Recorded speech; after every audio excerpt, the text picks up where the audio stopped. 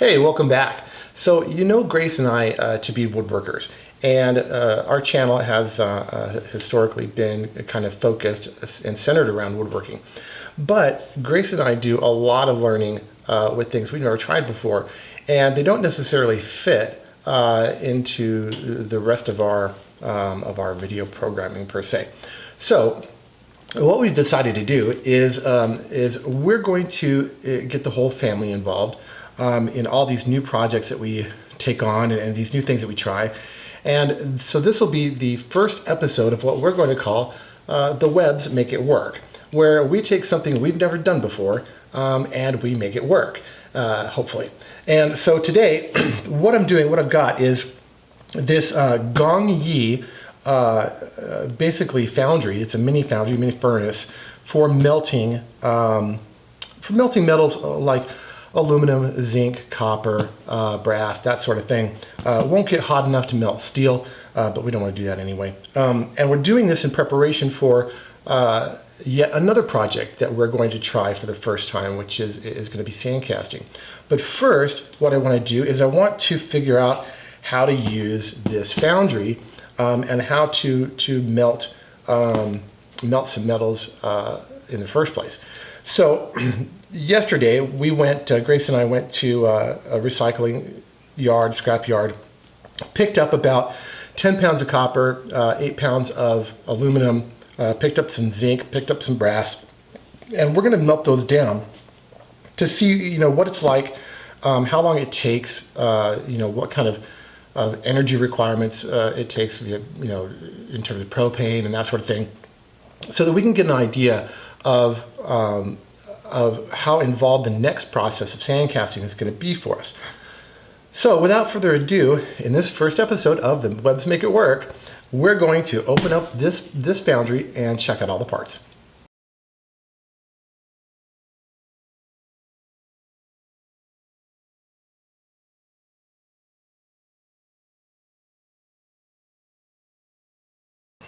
All right, so I've got everything out of the box. Let's go through what was included. We've got the furnace, which is it got this kind of soft, I don't know, some sort of fiberglass or something inside here. We've got our 6 kilogram Graphite Crucible. We've got our hose with the regulator attached. They've supplied some Teflon tape. We have what they're calling a fire brick in the manual. We've got the burner itself, and they sent a set of tongs, which are pretty stiff. And then, of course, we've got our lid that'll go on the top of our furnace here. Now, I've gone through the manual, and I'll tell you that aside from just the most basic of things, the manual is not super helpful. It doesn't tell you what to do with this. Now, I'm assuming that this goes in the bottom of the furnace because the bottom of this furnace is that fiberglass kind of material. It's kind of soft. And putting the crucible on there with, 6 kilograms, or a few pounds, several pounds of molten metal, I'd be afraid that would tip. So I'm assuming that this fire brick goes inside here. The manual differentiates here. It says fire brick here in the manual, but then on the last page it says the hot crucible can only be put on the fiber pad after you take it out of the furnace. Well, I don't know what a fiber pad is. It's not on the parts list. I don't think they're talking about the fire brick. So who knows? It came packaged with these things, but I think these are, these were packaging materials to keep it from getting any damage, which I will say, it did not suffer any damage in transit. So that's nice. So what we're going to do is the manual says that in order to prepare the crucible before we try and melt, that we need to heat this crucible up to 500 degrees, which would be red hot for the crucible. And then let it cool off, which will expel any moisture that's in the crucible and thus make it ready to use. So let's get started putting this thing together, and then we'll fire it up and start prepping this crucible. Now I'm just going to follow the directions according to the manual here. One strange thing is that they sent this Teflon tape, and yet nowhere in the manual does it say or does it show to use Teflon tape.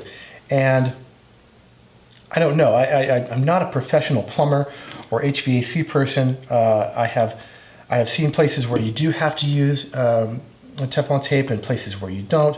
I've heard people say that, you know, brass fittings like on my argon tank and things like that, you don't need Teflon tape, and you don't want Teflon tape, especially like when you're doing oxyacetylene or something. But they sent it, so because they sent it, I can only imagine that they intend for me to use it. So we will probably end up using this on these brass fittings from the regulator hose to the furnace or to the burner. Now the manual says that the brass torch is removable. I don't see why you would do that unless you needed to replace it. And since this burner or this torch is connected directly to where we're going to have our Venturi airflow, I'm not going to use any Teflon tape there. It seems kind of pointless. So we'll just tighten that down.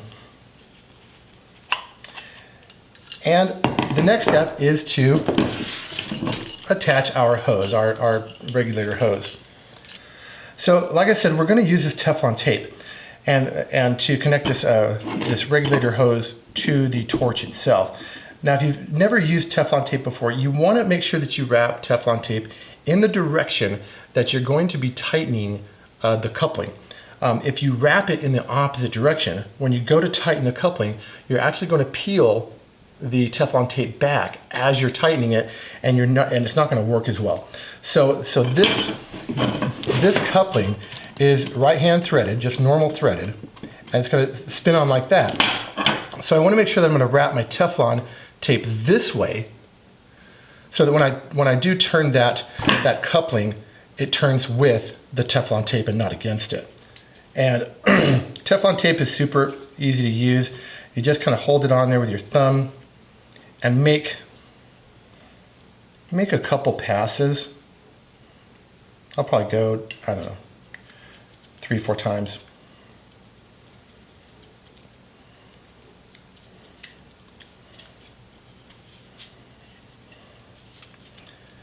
And you want to get down to the base of the threads, but you don't want to go past the threads to the extent where it could interfere with your airflow.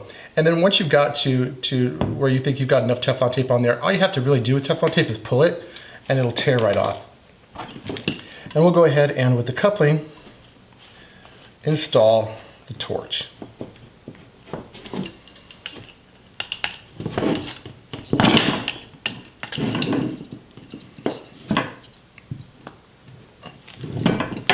All right, I think that's on there. All right, step 2 says that we're going to install the torch into this hole that goes in at an angle. It's in here at an angle, apparently, so that the heat swirls around the crucible inside of the furnace. Now I'm going to push this torch head. It does not appear as though this has any sort of keyway mechanism or anything like that. So I don't think it goes in any particular way. I'm going to push it in all the way because, as you can see, pushing it in all the way, it does not protrude into the furnace itself. So we'll go ahead and put that there and tighten these down with the thumb screws. And I'm not going to overdo it here, but I am going to use my wrench just a little bit to really get a nice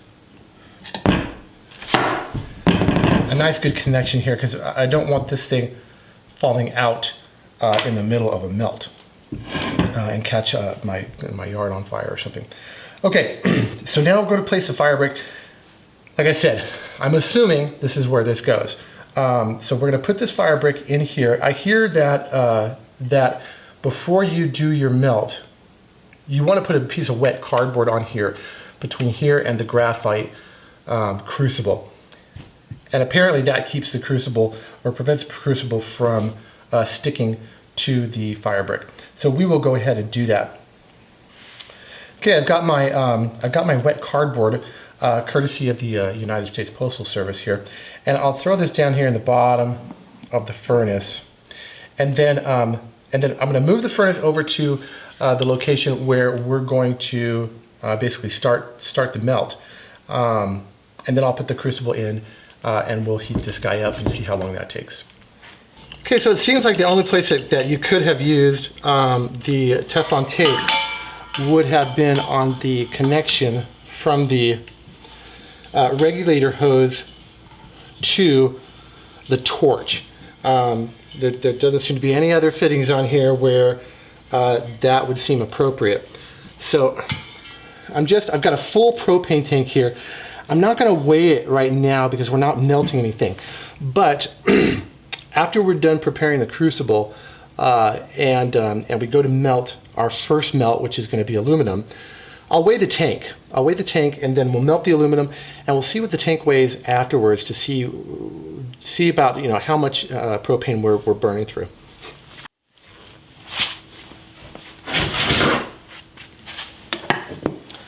All right, I think we're ready. I'm going to go ahead and turn on the propane, and then light. I'll turn on the propane just kind of lightly, and then we'll light it using this butane torch.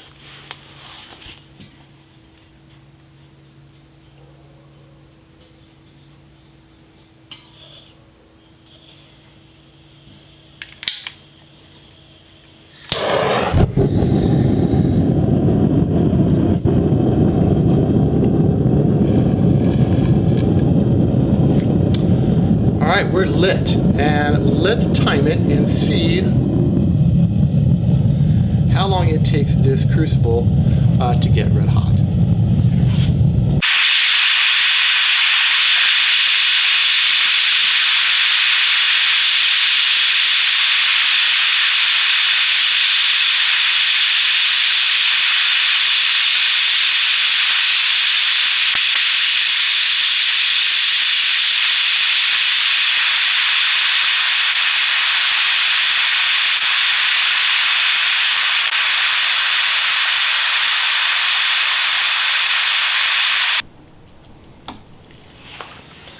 Okay, so it's been about 15 minutes.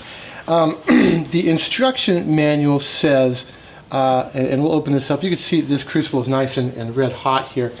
The manual says to heat the graphite crucible up to 500 degrees and hold it there for 5 minutes, and then after which you work it up to red hot.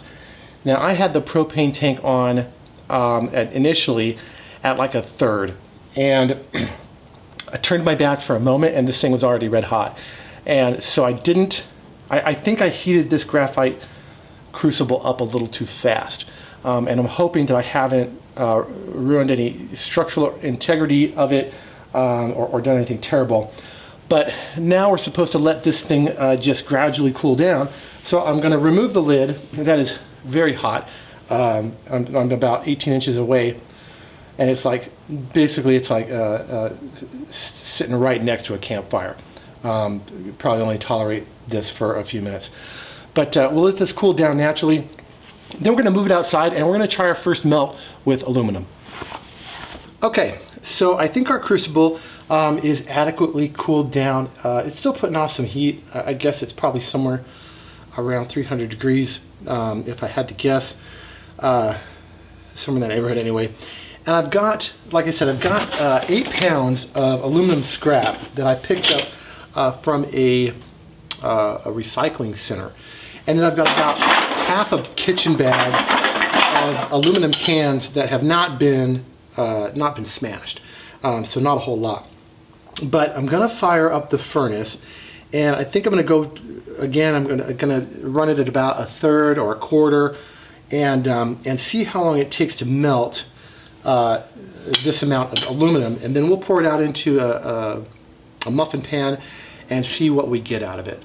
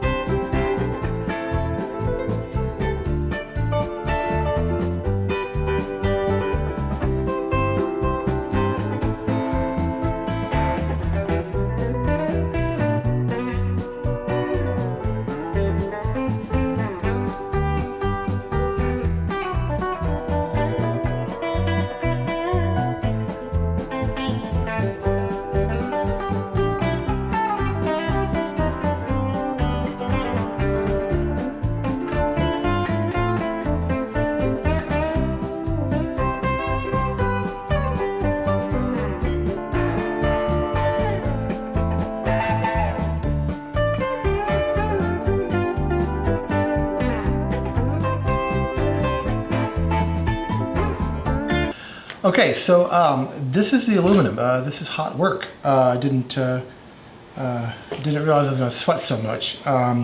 It's hot out today, and it's hot in my garage. And it didn't help that that we were running this thing kind of in between the doorway, between the garage and outside, so I didn't kill myself with fumes.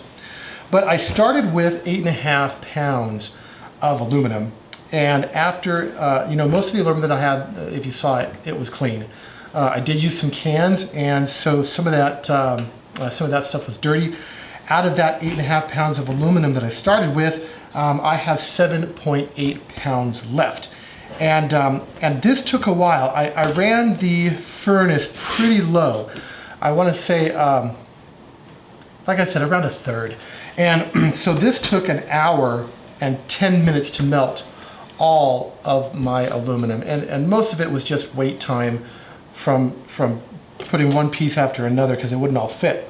But it took 70 minutes total, and I used 1 3/4 pounds of propane, which equates probably to around $2 in propane to melt these down.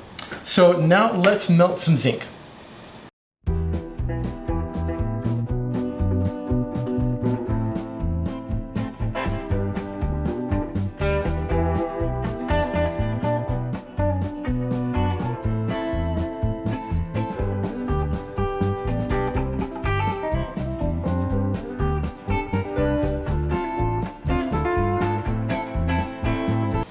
Okay, so the zinc melted pretty quick. This took 15 minutes to melt down this, I don't remember how much I bought, but what I'm left with is 3 pounds of zinc. There was quite a bit of slag on this zinc because what I was melting down was a lot of plumbing fixtures and other household fixtures that were, some seemed to be chrome plated and have other finishes. So got a lot of slag off of that. I'll show you at the end of this, the slag that I got off of everything.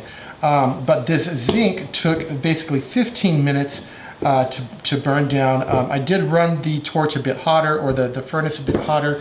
So again, I used the same 1.75 pounds of propane. So again, it probably cost me around $2 to melt down this 3 pounds of zinc. And now that we've got the zinc done, I've got a bucket of ammunition brass. Let's melt that down and see how much brass we can get out of it. Let's go see.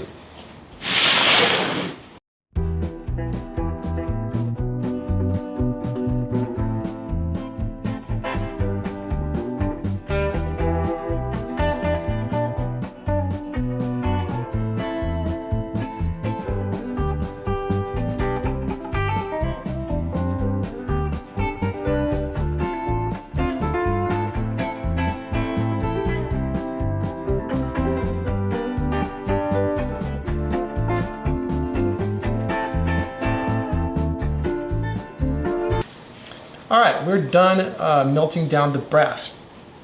Now, I don't know if you were watching as I was putting the brass into the crucible. I was using a spoon, and I was only putting a little tiny bit of brass at a time inside the crucible. And that's because I watched a YouTube video of somebody else melting down brass, ammunition brass. He said, you gotta make sure that you go through the brass 3 times to make sure you don't have any live ammunition. And I thought, well, I got this from a recycling center. What are the odds that I'm going to have live ammunition inside what is basically was 5 pounds of brass. Well, as it turns out, I found not 1, but 5 live rounds in the mix with the rest of the brass.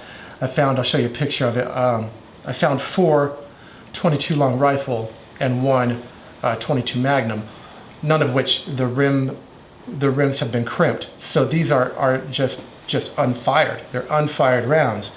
And had I put these into my crucible, today could have ended a lot differently than it did.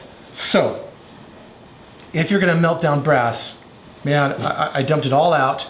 I went through it piece by piece. I got these 5 out, and then as I was putting them into the crucible, I was checking each little spoonful just to make sure. especially to make sure there weren't any blanks. Because blanks will have sometimes the ends crimped, so they don't look like a bullet. They'll look like an empty casing, but they're still sealed. They haven't been fired, and they're blank. But you don't want to throw a blank in molten metal either, because that's going to blow metal all over the place. Anyways, with that said, here's the brass that I ended up with. We started out with 5 pounds. It was pretty dirty. What I ended up with was 4.1 pounds after the whole thing was done. The brass took a little longer to melt. 18 minutes compared to the zinc. I was running the furnace at about between a third and a half, not quite a half. And I went through about 1 pound of propane to melt this brass. So all I have left is the copper, and I bought I believe 11 pounds of copper, and let's melt that down.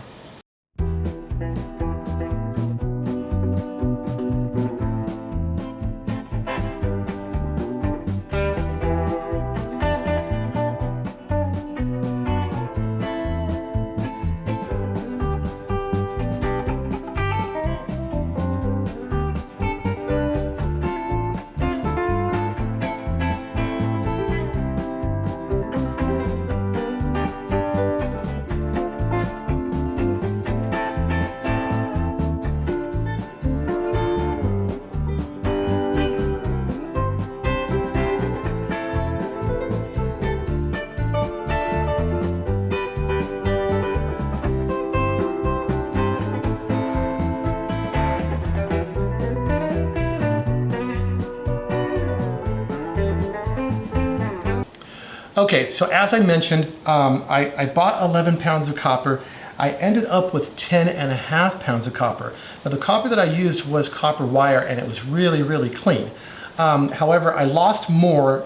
It sounds like I lost half a pound. I lost more than a half a pound because you have to subtract the tins, the muffin tins that will not separate from this copper. Everything else, the zinc, the aluminum, the brass, came out of my muffin tin just fine. 2 of my ingots did come out of the tin just fine. They just fell out. Why these won't come out? You got me. If you know, please, put it in the comments. I suspect I'm gonna have to remelt these and find maybe a graphite mold instead of using a muffin tin. I think for everything else it seems like I can use a muffin tin, but for the copper apparently no bueno. So you have to subtract out whatever weight this muffin tin is from the copper to come up with the final number. The copper took a long time to melt, took 1 hour and 4 minutes at almost full blast. I'd say I was probably at 75%, 80% on the furnace, and it took a while. I did get a little bit of slag, not a whole lot, because it was such clean wire. But I ended up using, let's see, I ended up using 2 pounds. 2 pounds of propane, so you're looking at probably at, I don't know, $3 maybe with today's prices. Somebody else can do the math and put it in the comments. But that's what I used. So I started out with basically a 38 and a quarter pound tank today, and I ended up with a 31 and 3/4 pound tank today. But yeah, there's the copper. Now from this entire melt, I got basically here 2.1 pounds of slag, and most of this, I don't know if you can see it, most of this stuff came off of the zinc when I melted the zinc. Some of this is from the aluminum, but a lot of this is from the zinc. Got a little bit of brass slag here, and the copper slag was really minimal. Apart from that, this was a pretty fun experience. I was able to do this in about 3 hours, and I don't think that's too bad considering how much metal I have here. And I think I told you that as part of this series, one of the future videos is going to be, we're going to try out sand casting, and that's where this metal is going to come into play. And we're going to use some copper and zinc, and we're going to try and make bronze or tin. I can't remember how you do that, but I'll look it up. But we're going to try and make some cast signs, nameplates, whatever. We're going to try it out in a future video. So other than that, that's really about it. Like I said, good time. Please subscribe, like the video. You know, every like we get, every view we get takes us just a tiny step closer to getting out to a piece of land and having a much bigger area to do stuff like this for you guys. So anyways, see you next time.